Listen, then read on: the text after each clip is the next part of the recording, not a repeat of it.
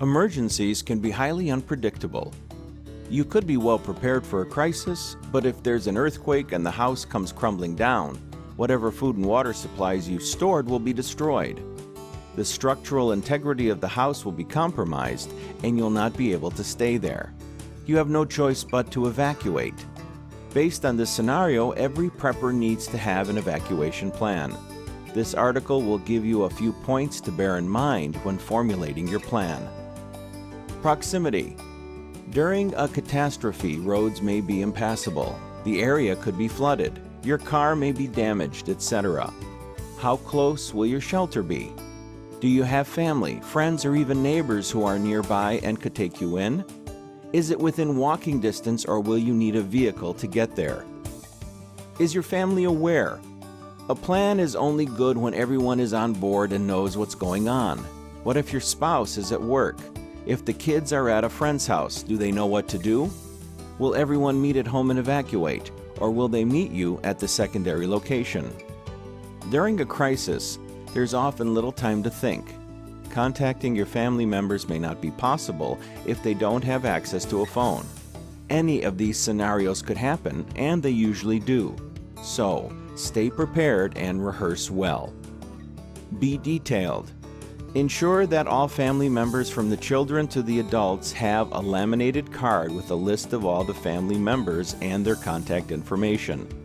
If anyone is alone and injured, first responders will know how to reach the next of kin.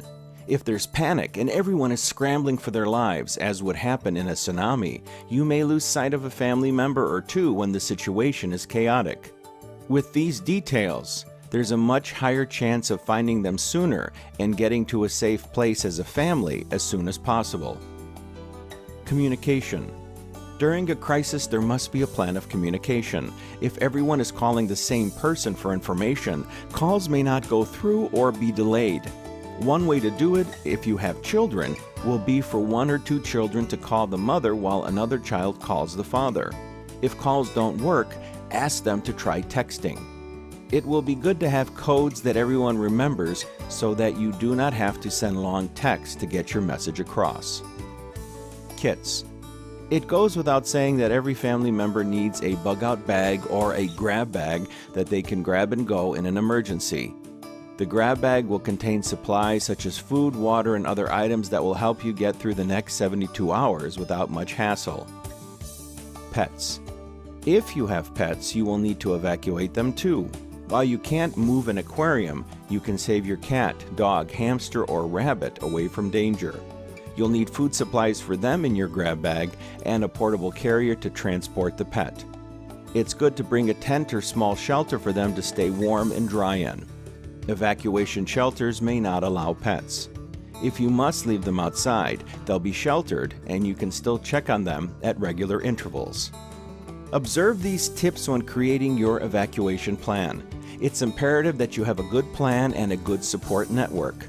Get to know the people around your neighborhood well. These are the people who will most likely be able to help you in an emergency and vice versa. No man is an island.